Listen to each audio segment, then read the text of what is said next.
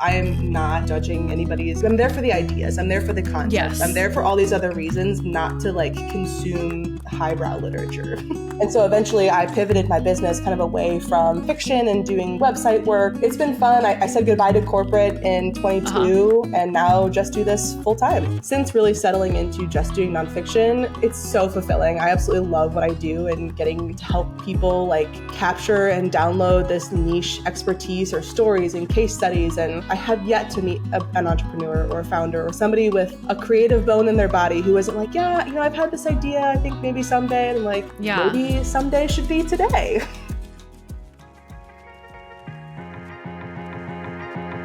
You know, I think right now would be a perfect time to share that this podcast is officially sponsored. And this week's episode is brought to you by Juliana Barbati Consulting. Juliana is an expert in podcast SEO. She's worked with so many different podcasts and helped shows grow, helped shows get more eyes, helped shows get more ears, helped shows, get more followers. And I am honored to be working with her and have her team backing the podcast. So I'm very excited that they are the first advertiser to join the Round 2 podcast, first of many. So thank you, Juliana. And if you are looking for any sort of services to help your podcast grow, feel free to reach out to her. Her contact information is in the show notes. What is up, everybody? Welcome back to the Round 2 podcast. I am your host, Nikki Corbett, and my guest today is someone who I met in a Level Up on LinkedIn course, Ellen Polk. Welcome to the Round 2 podcast. Thank you for having me. I'm excited to chat about all the things. Yeah, me too. Me too. It's funny, like I often say on this show how I met my guests. And more lately, it's been because of LinkedIn or because of some course or a cohort. And so we both took a great LinkedIn cohort course in September and have stayed in touch. And I've just been really intrigued by your journey and what you do. And so I thought you would be fun to come and have a conversation with. Thank you. I know that group that we did was such a good kickstart for me to start posting it again on LinkedIn. I feel like most of us in that cohort, it was something we've been on and off on. We only checked when we needed to do like a new job search, things like that. But that cohort really kind of kicked me back into gear. And that LinkedIn is now like my platform of choice. I've completely not abandoned Instagram, but if I'm posting there, it's because it's something that's been repurposed off of LinkedIn. And that shift feels just so much better than trying to like force myself onto Instagram all the time with all the changes and designs. And I mean, I work with words. And so LinkedIn is a perfect word-based platform. And so it was such a good experience. I feel like everybody in our cohort has really stuck with it and is doing like amazing things now on LinkedIn, which is awesome. I know, it is so neat because LinkedIn was a place where you would go if you needed a new job. And I remember when it first came out and I was like, well, I like my job. So, I mean, I'll create an account because everyone seems to be doing it, but I don't really think that I need to do much around here. And now it's completely like shifted my view. And I've met so many amazing people. Yeah. And I think that is something that is so slept on, is that you can find really wonderful people to connect with, certainly from a business perspective, but also just from a life perspective. Like I've made some great friends. Yeah. I think too, like each platform, right, has their target demographic and kind of who gravitates to that platform. And I have also found like my people are the LinkedIn people, and not like no shade to Instagram. Sure, of course not. But as my business has shifted, I have found LinkedIn to be definitely more aligned for the peers that I'm trying to connect with and also the clients that I'm looking for. Just like that type of thought leadership content that I put out there a lot of times, like it was so hard for me to figure out why that wasn't resonating on more like image-based platform. And I'm like, well, it's what I was writing and publishing wasn't really made for those platforms. So it's been great to shift, I think, onto LinkedIn for that. Yeah, that's so interesting. And I can understand what you mean because, Instagram, I feel is more visual, right? It's like more like nice photos and nicely curated videos. And I mean, there's some messiness on there, but sometimes it's like, I'm sure as you scroll through and you see like a caption that's paragraphs long, it's like, whoo, that's a lot. Am I going to read through this or do I want to scroll to the next? Yeah. I think my strategy, and this is something that I haven't implemented yet, so I mean, it's not new or anything. I think what I'm going to be doing going forward is taking the text-based content that I'm putting out on LinkedIn and then using that as scripts for talking head videos on LinkedIn or on Instagram. Oh, that's a good idea. I think that would just be a really quick, like you could sit down and batch that in an afternoon just to just pull up your top performing LinkedIn posts, record some talking heads that are either word for word off the post or just in a similar vein, and then use those as reels over Instagram. I think if I'm going to be posting over there, that's probably what it's going to be going forward.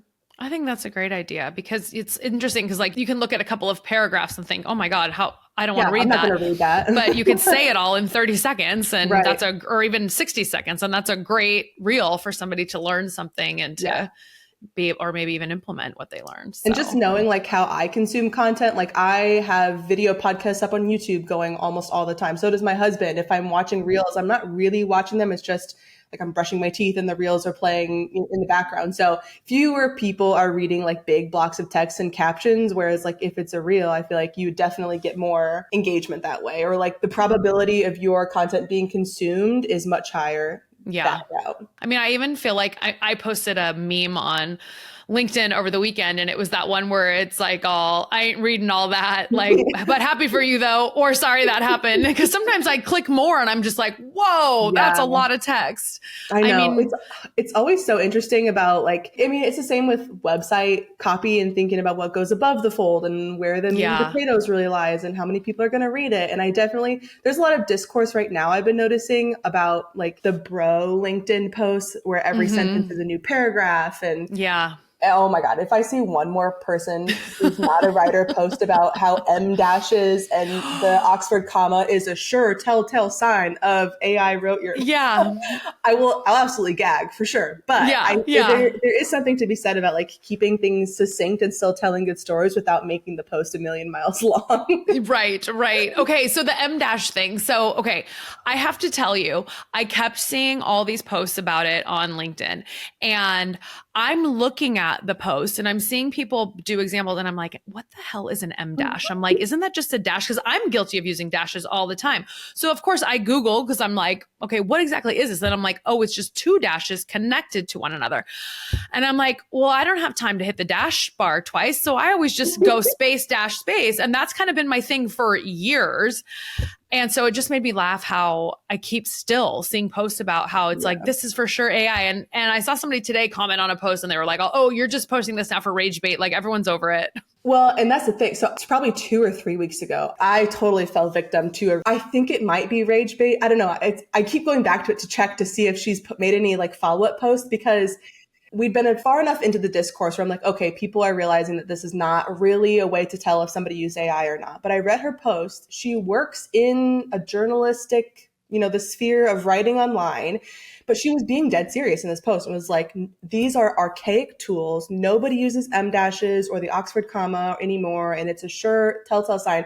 And I just commented like, as an editing professional, like as somebody who works in book publishing and online publication, this could not be farther from the truth. And I had so many people, like peers in my writing and editing space, tagging onto my comment to be like, yeah, this is not a good take. Oh my gosh. And it just like kills me because my bio on a bunch of different platforms used to say Oxford comma advocate. And this was like probably 3 or 4 years ago. And it's so interesting to me the way that, language is always evolving. The way we talk about language and writing is always evolving, especially with digital writing. That is so fast to change.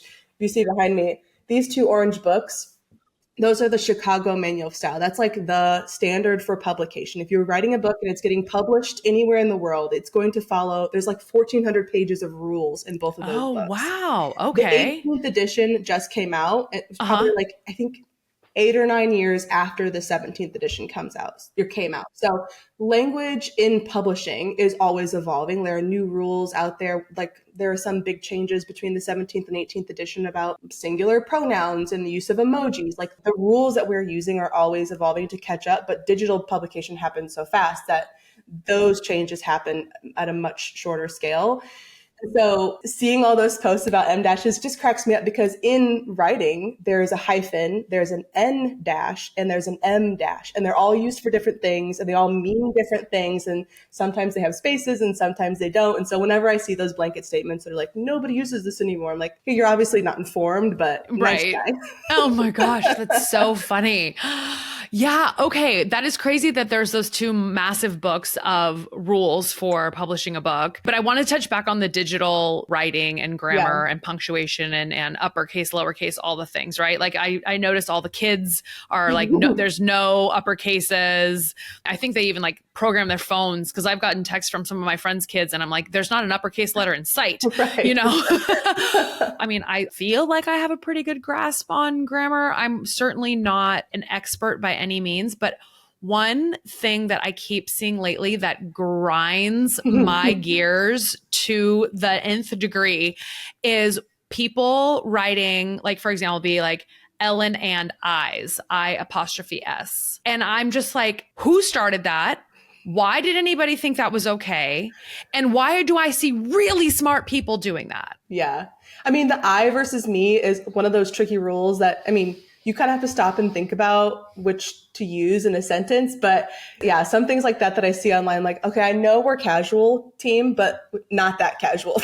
Like, right? let's think this through. Did I do that? Or did me do that? Or did we do that? Like, let's think about this for a little Or if bit. you're saying like, you know, like they came to like Mike and my house, like you wouldn't say they came to Mike and I house. Like, yeah. Yeah. And oh my God, I can't tell you, that one just makes me like, I want to be like, I have a physical reaction. Yeah. It drives me absolutely bananas. And it's so funny you say this because I often, when I meet people or my friends in real life, like when I start talking about what I do for work, I'm like, yeah, people pay me to critique their writing and to edit their writing and to make what they've written better. Probably 3 or 4 months into a relationship, when I'm meeting somebody new for the first time, I will get a confession. And this never fails. Like, this always happens. Hey, please don't judge this email, or hey, I hope you're not reading my text messages. And I'll find out that this person has been like stressing over what they send me. And like, listen, unless you have paid me to care what right, you're writing or sending me online, like, I don't, like, because you should see the text messages that I'm slinging out to people left and right. They're not great. I send emails with typos. I put up content with typos and things like that. And so I think just collectively, we should all cut each other some slack and not trying to like catch everybody. Oh, you said you were this, but you forgot it, period. Like, okay, calm down. Yeah. When there is a time and a place, yes, to hire a professional editor to help somebody refine your writing and things like that, for sure. But the internet is not that serious. And anybody who really is upset about these types of things, I'm just like, wow, your life must be stressful. Yeah, no kidding, right? Or boring, like, because you're caring about some of these things way too much. Right. And not to say that I don't. And I know plenty of editors in my sphere that are like, oh yeah, that book could have used some extra work. Or sometimes we will like DNF or put something down because it's not great. It obviously didn't get the support that it needed. But online, for like on social media platforms, I can speak for myself. I am not judging anybody's, like, I'm there for the ideas. I'm there for the concepts. Yes. I'm there for the things that you are like actively teasing out and working on, and the new ideas and the community. And like, I'm there for all these other reasons, not to like consume highbrow literature. Right. Yeah, exactly. Oh my God. It's so true. So true. I know. Well, and it's crazy too, because I'm sure you've seen that those I don't know, it's like a picture or whatever. And it's just like a bunch of words and like most of the letters are off, but you can still read it perfectly. And so it's like, I noticed that, like, I do a weekly newsletter now and I write it and I step away and I refine it and I step away and I do all these different things. And even then, like the one that I just sent out on Friday, I was like, I read it 2 days later and I was like, oh, like, and I just didn't catch it. I probably read it 10 times before I hit send, but I'm like, whatever.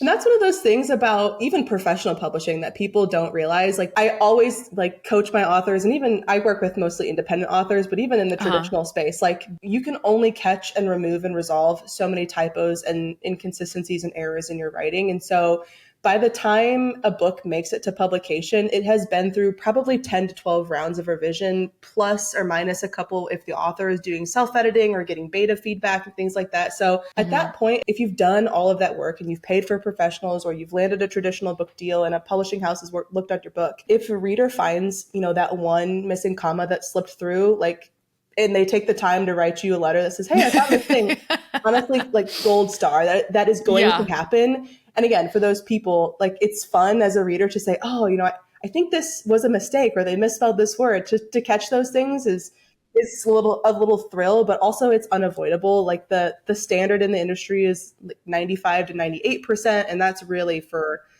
I mean, you're going to have mistakes in everything. I put out emails that have typos too. So it's just, you do the best you can and you try and have a good system where you give yourself time that you can step away. But I think it's especially interesting too, being somebody who is online as a professional editor and writer. Like the people come for you extra hard because they're like, oh, well, you said you were this, but I actually think I found that. I'm like, okay, whatever. Yeah. You're like, okay, thank you. Cool. Have a nice day. Yeah, thank you. appreciate it. Thanks. Yeah. Oh my gosh. Okay. So how did you get into this space? Yeah. Basically, it's sort of similar to a lot of people that you'll hear in the word space where it's like, oh, I always grew up reading and I knew that I was going to do this from the time I was 3. And I feel like it's always a competition, kind of like a race to the bottom to see who can like, oh, I was reading at 1.5 and all of a sudden you win, you know? I definitely grew up loving books. I didn't have cable. Like we didn't have internet in my house until I left for college. My parents got internet after I'd left for university. So books were like the form of entertainment in my house. So by default, I was a very bookish kid. But I grew up kind of in that second wave of the big push for women in STEM. And so even though I excelled in English and, you know, more business and public speaking classes all throughout high school, teachers, counselors, parents were always pushing me to like, hey, you should be in this advanced track for math, or you should be in this science class and try chemistry and do these things because chemistry was so hard for me. Good. I failed it in high school and then had to take it again and then think I barely scraped by with like a C. I was like, this is so hard. I hate it here. I could do chemistry. It was the physics that there's a bunch of memes floating around right now that just, they have me in stitches because they're so true. It's like Jennifer's truck. Once I calculated how fast she was going, you know, blah, blah, blah miles an hour. And the truck is like an inch wide and it's driving in circles. I'm like, yeah, that was basically the answer that I got in every single one of my physics tests. But there's so much pressure to be a woman in STEM and so much rhetoric around like that was the way that you would be successful as a female going in. Like that was the career path to follow, was to pick something in STEM. And so I went to Indiana University. I started out in a pre-business track. Like I just didn't really know what I wanted to do because my perception was that working in English meant that my only option was really like to teach middle schoolers of mice and men every year. And to this day, that like makes the hair on my arms stand up like that. God bless educators. That's just not the path. It's not what I wanted to do. And so, I feel like teachers who teach young kids and go that route, I'm like, God bless you, because that sounds like so incredibly challenging to deal with all of those little people. Yeah. And I always had fantastic English teachers. So it wasn't like I didn't have good role models to think that that was a worthwhile pursuit, but I just knew that I wasn't interested in playing that game. Sure. Yeah. And so after failing microeconomics twice, I got put on academic probation. I had done so poorly in my first 2 semesters that because I was trying to force myself, and my counselor was like, well, you should take this calculus class and, you know, this,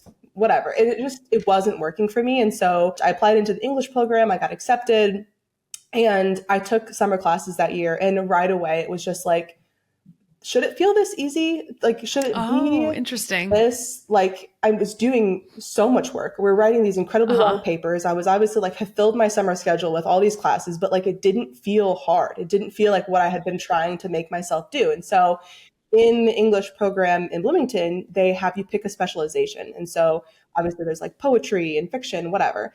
No shade to those people, but I put myself into a very niche track of public and professional communication. There's probably like 8 or 9 of us in this track. And it was really just 4 years of working on nonfiction, analyzing nonfiction texts. We had some legal work in there. There was a lot of public speaking classes, critique classes, you know, literary history classes. You did a lot of writing and collaboration with the newspaper and journalism, things like that. And so that was the first real exposure that I had where somebody, an adult, kind of in a leadership position, told me, like, there are so many more options out here for people with an English degree and liberal arts skills other than just being an English teacher.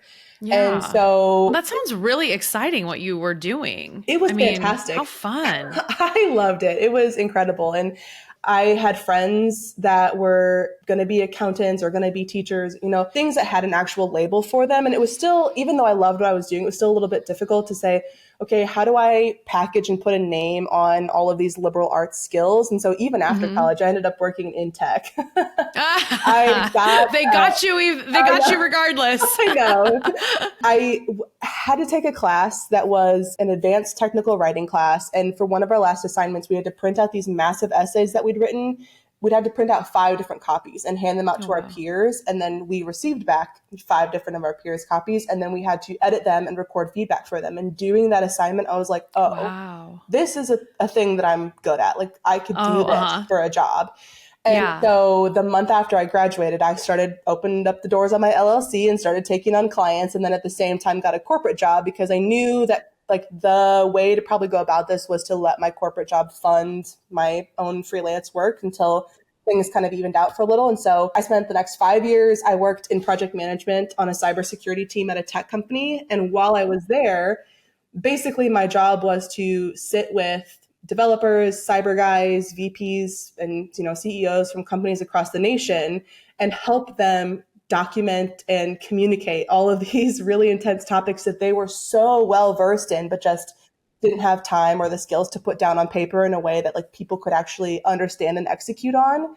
And so eventually I pivoted my business kind of away from fiction and doing kind of website work, or I was working as a managing editor for some online publications like Skillshare. I kind of closed shop on all of those things and strictly now work with nonfiction authors and entrepreneurs and founders and creatives who are writing nonfiction books as assets in their business. So it's been fun. I said goodbye to corporate in 22 and now just do this full time. Oh my gosh, that's really cool. What a fun career path. Yeah, there's lots of trial and error and testing things out.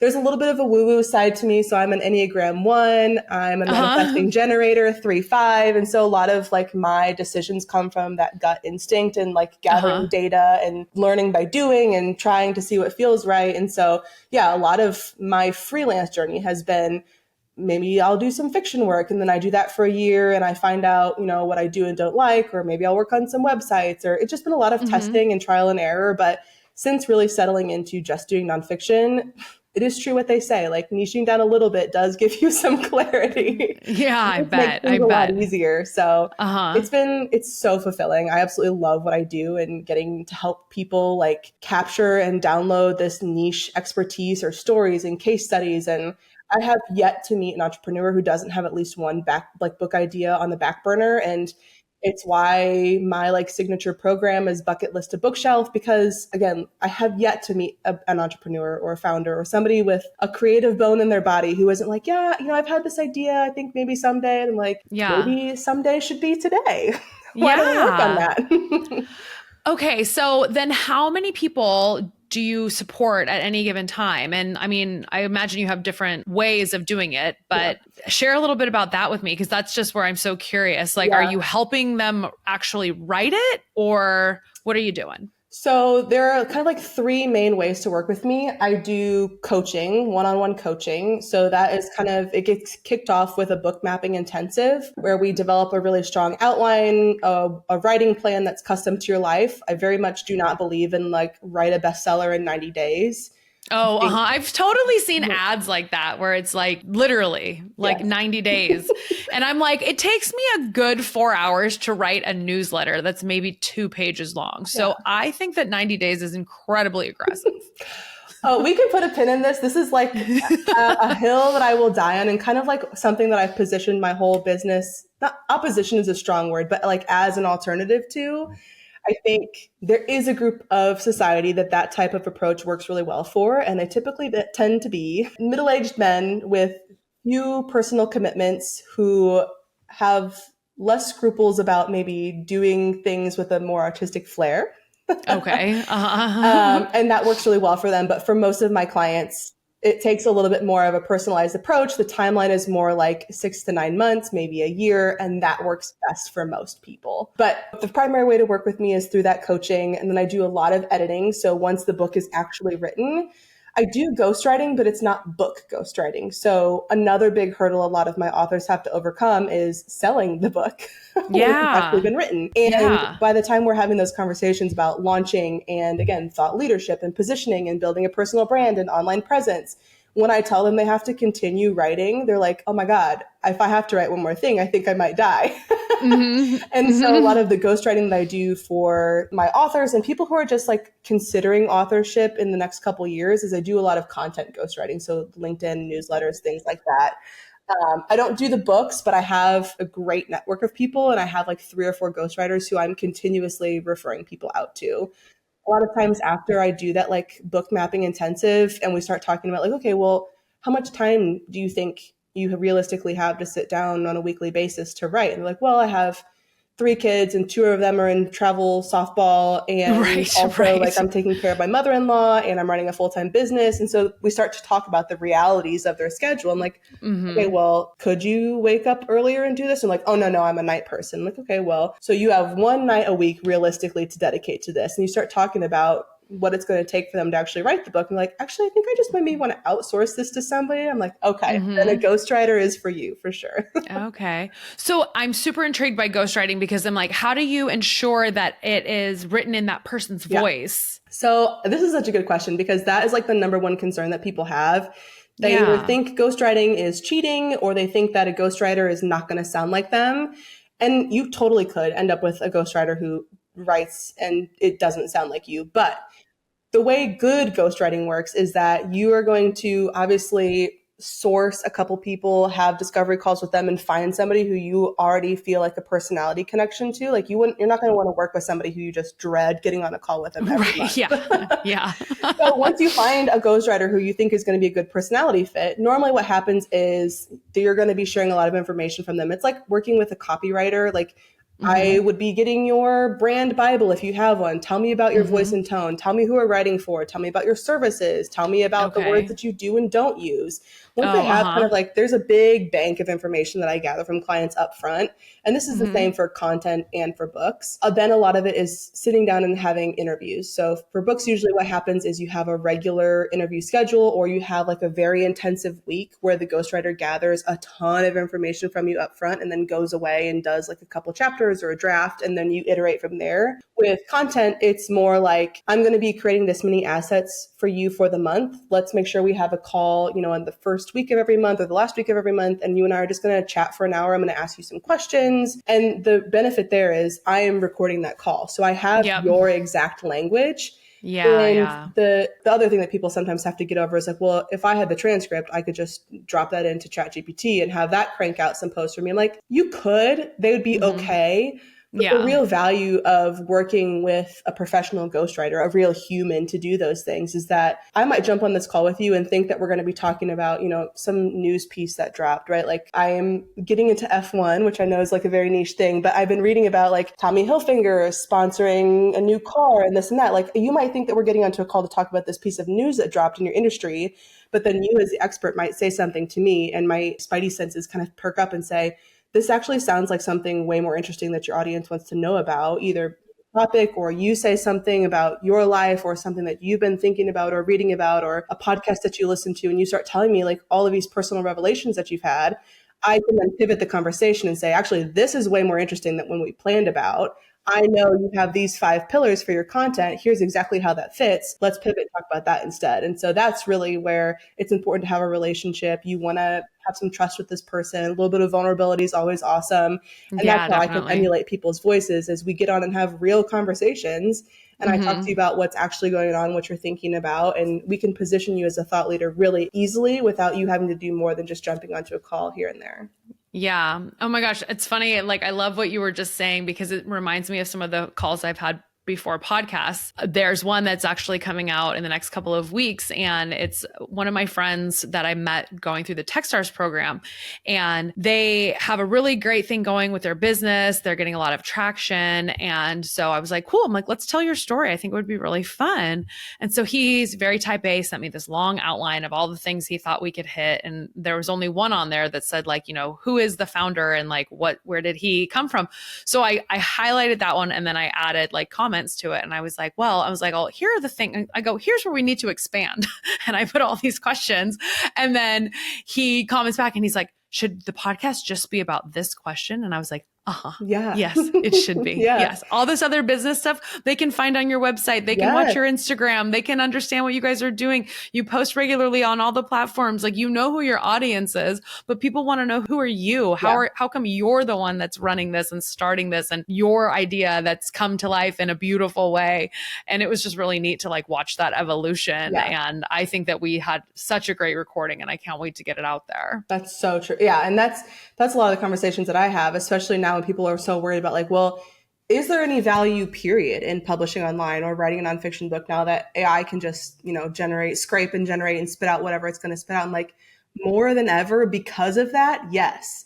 But it's those human-centered, human-directed, person-to-person kind of conversations that you're having. They're like, yes, I want to know about your framework and the strategy and this and that, and tell me about how these two systems connect together and what the outcomes are. Like, that should definitely be part of it. But what I really want to know is the case studies, the personal stories that you have to tell me, how this thing impacted you or your client, and where this revelation or idea came from, or what you were doing when that idea hit. I think that's so much more interesting. And the reason why, even with AI, like, it will still be a total industry for people to be writing online and to be publishing nonfiction books is because people are nosy. And yes, I was just going to say that, because people want that like little glimpse into the background, and they want to know that you were maybe like sitting on a balcony of a hotel, like overlooking the ocean in Santa Barbara. And when this idea hit you, or when you heard this podcast, or you read this book, and then it changed your perspective on life, or whatever it was. Yeah. And I always tell people, and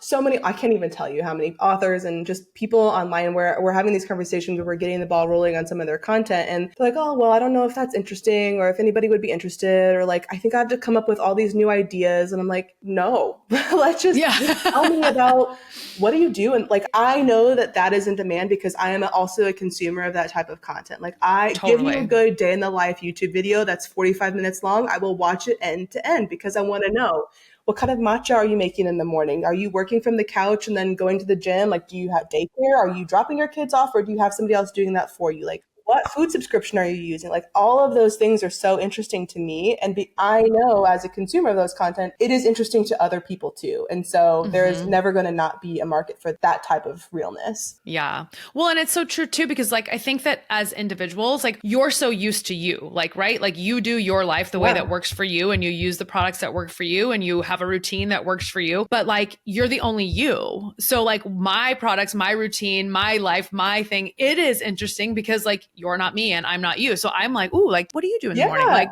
what was that cup you took a sip out of? Like, I really like your hair. What'd you do to make it curly today? You know, like, I mean, and then for you, it's just like a normal day. Right. And sometimes you get like some information that's like, okay, yeah, I probably could have Googled that. But sometimes you see something and it changes your whole perspective. Like, oh, I had no idea it could be this easy to use my notes app and make voice recordings and then take that and dump that into ClickUp. Like, you get all these ideas just from people being transparent about what they're doing, the tools they're using, the things they're doing in their personal life. And I think that is just, it's so undervalued, but it's something that will just never not be important to be sharing those types of stories, even in nonfiction. Yeah. Well, and it's crazy too. I think that the reason for that, or one of the reasons for that, is because like, we are in a time of like information overload, and we have so many options. So it's like, it's impossible for us all to be experts in every option that we have, or to try every option that's available to us. And so it's like, it truly takes like that person to person interaction to learn about some things that could be totally game changing. Yeah. And even beyond that too, like, I think about the concept of like the multiverse a lot. Again, so woo-woo, but like, I often think like, oh, there's another version of me out there who like lives on a ranch in Arizona, and there's another version of me out there who lives on a beach or in the mountains, whatever. And the way to experience those is, you can read about them and Google like properties in the mountains, whatever. But to really live vicariously means that somebody else is putting out content about their life. Like, hey, I'm a ranch hand in Nebraska, and this is what my day looks like. And I kid you not, 2 nights ago, I watched, again, a 45-minute video of this guy who just documented his day from the time he got up. And it's like, all he did was put up some fences, move around some cows, went home, cooked dinner. But I watched the whole thing because I was so interested.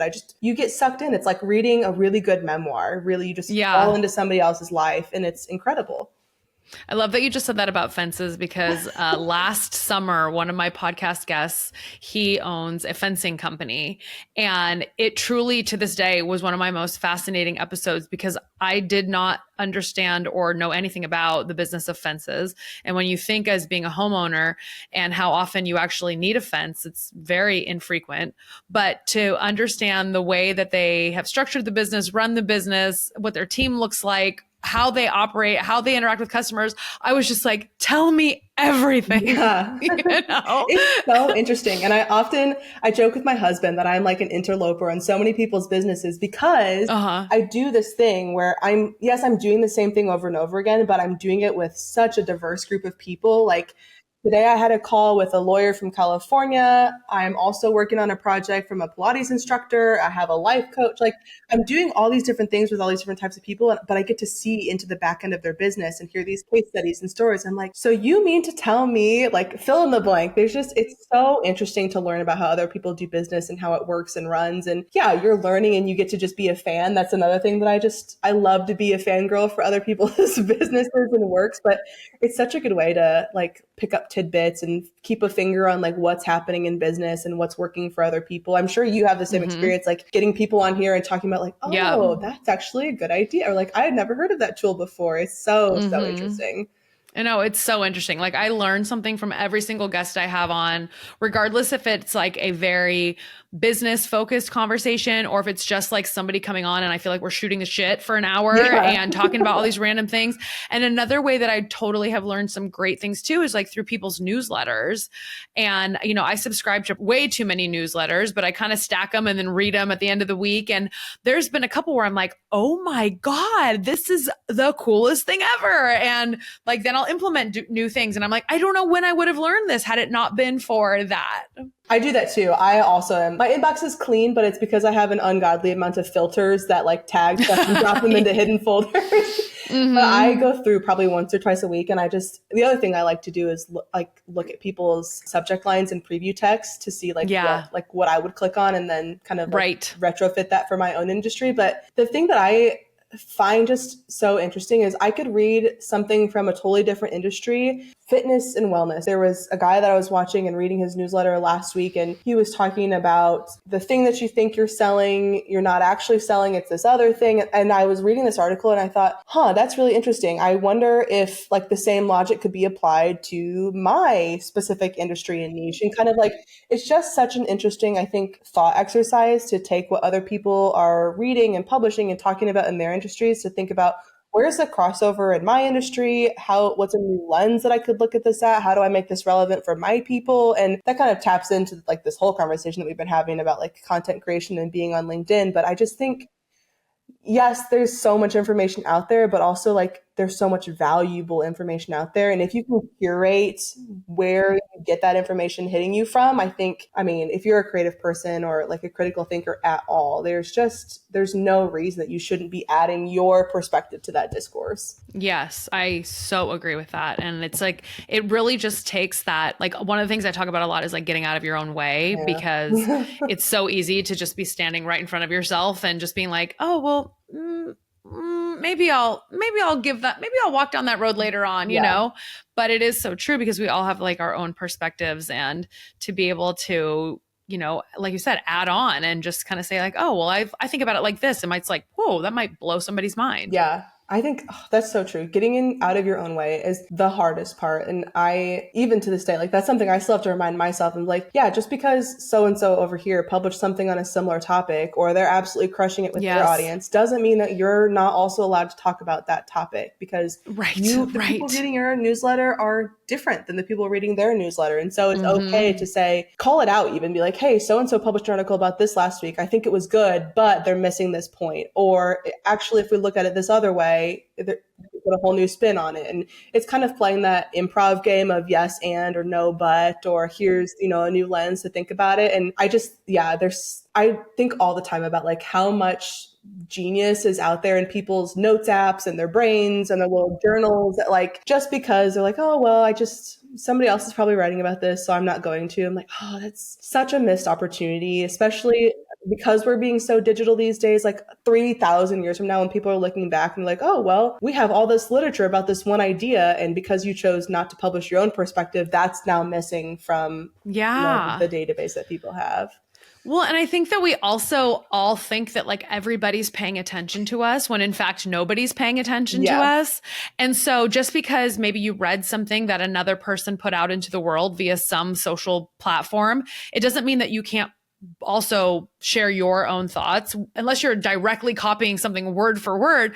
But if it's topical, right? If like I'm talking about water and you're talking about water, like it doesn't mean we're stealing from each other, but it also doesn't mean that like the exact same eyeballs that saw what you wrote are going to see what I wrote. And I think that people do think that like, oh, like we all follow the same person. So if she wrote about that yesterday, like I can't write about it today. And it's like, yeah, you can, because nobody's paying attention. Right. And you can even repeat yourself too. I mean, that's something that I'm sure you and I both knew before going into our cohort last September, but something that would really like hit home for me. Like, yeah, you can go ahead and repurpose something that you published last year that's still performing really well, because by now your audience has grown, hopefully. Yeah. So you have new people who I guarantee you haven't scrolled all the way back to that content from last year. Totally. If they have, good for them. But yeah, they have. Yes. Thank you. I hope you liked and engaged on all of those posts. Right.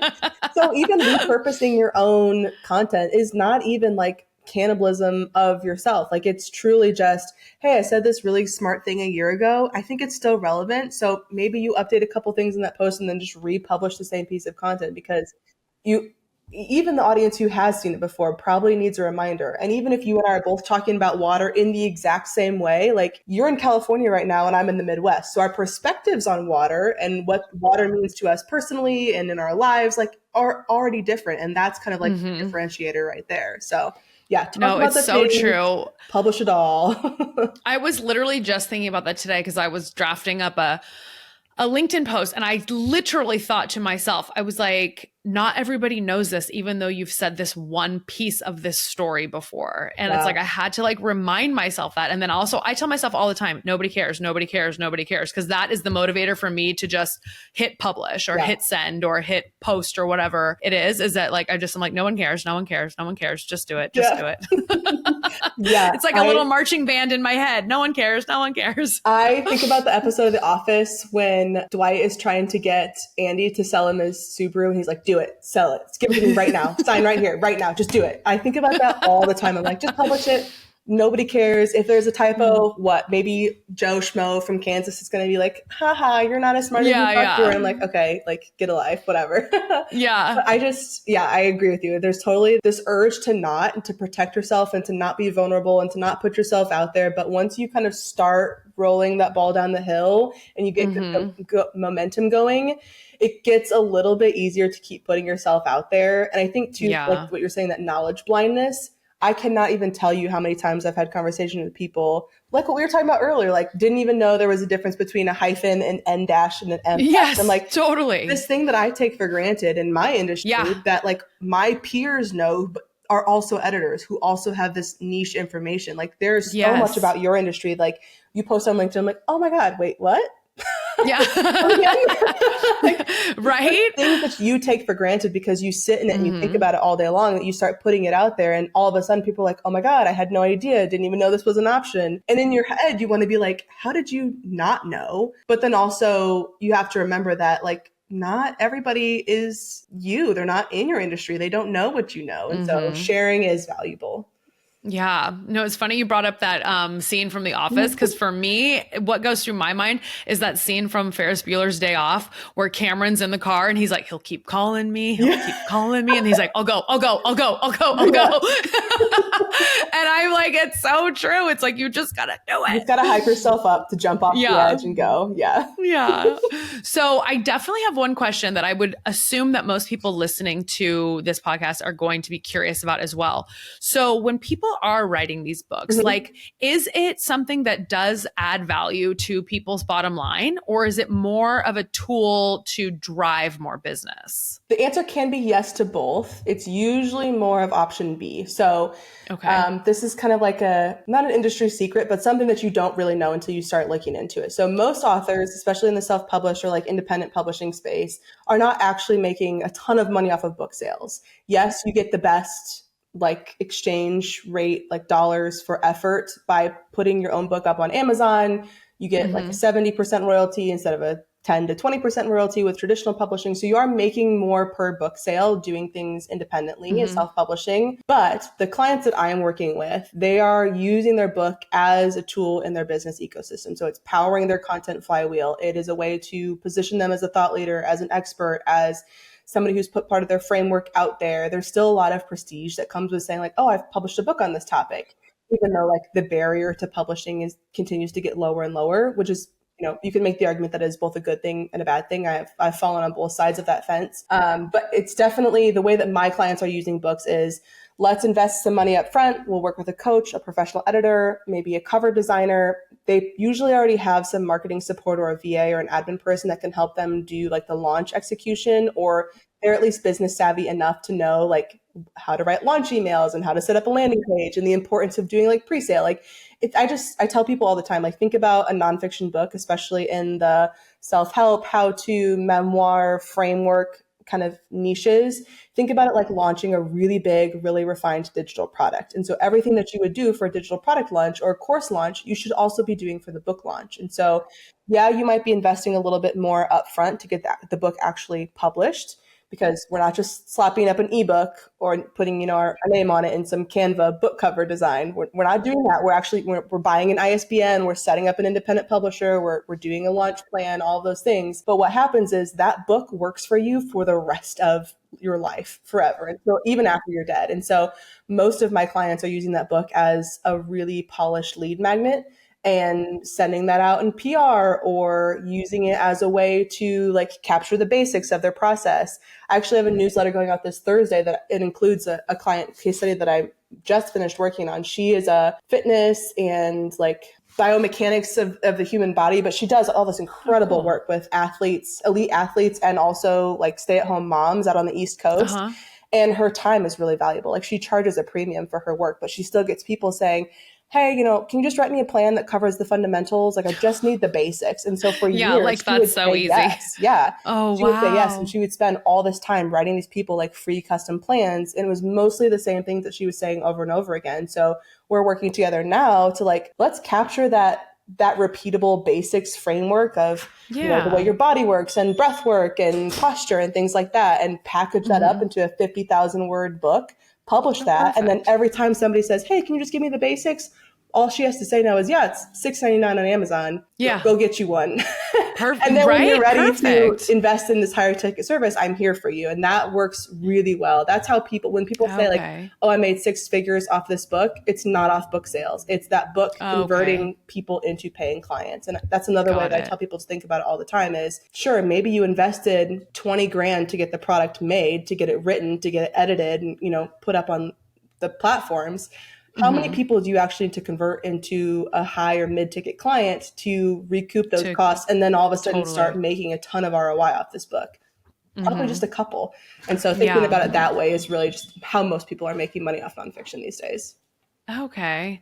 Yeah, that was definitely something that I was curious about because, I'm sure depending upon the topic, the audience the person has, like it could vary, significantly in what people actually make off their book. Yeah. And even if you're putting up a book like at a low price point, like $3 to $4, it's probably going to, think about positioning for any other service, right? Like it's just, who are you trying to attract? What are they willing to invest? Are you actually delivering a lot of value, or is it a lot of fluff in this book? Like if you're going to be putting out this book as a really high impact lead magnet, you should be giving a lot of really valuable information away. Nicholas Cole, somebody who I consume a lot of his content. He's really brilliant when it comes to this type of like strategy for writing online. He talks about this all the time, is like the strategy is free, the implementation is expensive. And so I tell people all the time, give a lot away in a book, in a big digital asset like that.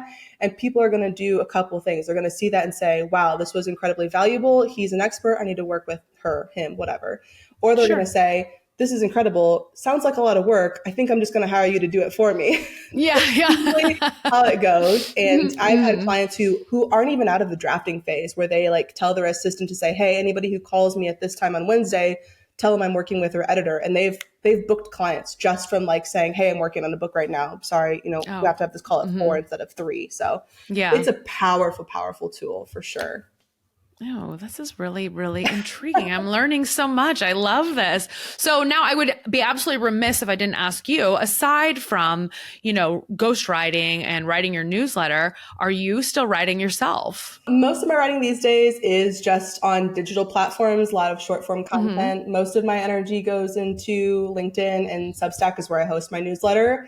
I get asked this question almost every time I do a podcast. Yeah. It would make sense that the book person would have a book on her own mind. I think maybe someday I will get around to writing one. I think there is an argument to be made against writing just for the sake of writing and just for the sake of saying like, yeah, I have a book. Like it is still a big time and emotional investment. And if I was going to do that, I would want it to be a good, useful piece of content. And so I have, again, like all of my clients, I have some ideas that have been floating around in the journals for years and years and years. And so someday I will probably tackle one of those ideas. For now, though, I have an 18-month-old. I'm running a business. So I am able to scratch that itch very routinely by just publishing shorter pieces online and then supporting my authors to put their work out there. So much like a lot of your clients, you're like, my time for being able to write is limited. Yes. I fully understand the struggle. Right.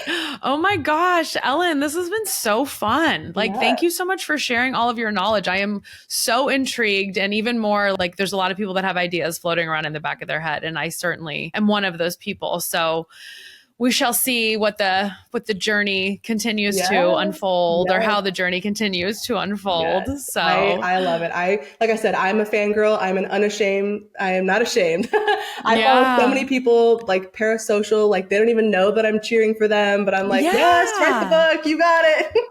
I am a pre-orderer. I am a hype girl. So yes, I am. Anybody who thinks that they have a book idea, I would very much encourage them to go out, start writing those ideas down or pulling together their notes and making a plan to tackle that project sooner than later. I think regret is such a just energy killer, and you don't want to get to the end of your life to be like, wow, I wish I would have written this, 50 years ago, because who knows who it could have impacted. And so it's always a delicate balance between like being realistic about the time that you have in the near term. And near term to me is like 3 to 5 years. So like, let's set a short-term goal instead of it being like always a someday project that you never actually get to. I think that thinking about it in those types, like, okay, like in 3 years from now, like I could definitely have a published book in my hand, and then setting milestones to hit along the way is much more manageable than it always being this thing on the back of your mind that like, yeah, maybe someday I'll do that, and then never really having a plan to get it done. No, 100%. I mean, there's some saying about dreams. It's just a dream until you put like action behind it or a plan behind it. Like a goal without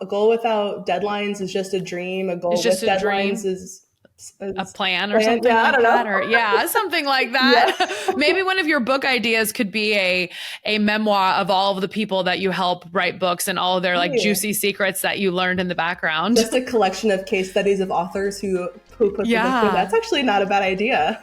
And like things that were too juicy that ended up on the cutting room floor, with no names attached. I don't know.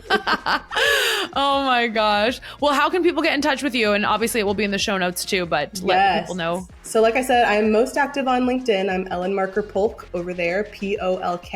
My newsletter is hosted on Substack, but you can find all the links to everything, everywhere I am on my website. It's sagehouseeditorial.com. I have a couple really good resources and freebies. And then of course, all the information of how to work with me and follow and connect are all on there. Wonderful. Well, thank you again for being here. I have loved this conversation, and everybody who is listening, watching, thank you as always for following along. And if you haven't already subscribed on YouTube and Apple Podcasts, please do so. And thank you. We will see you next week. Bye.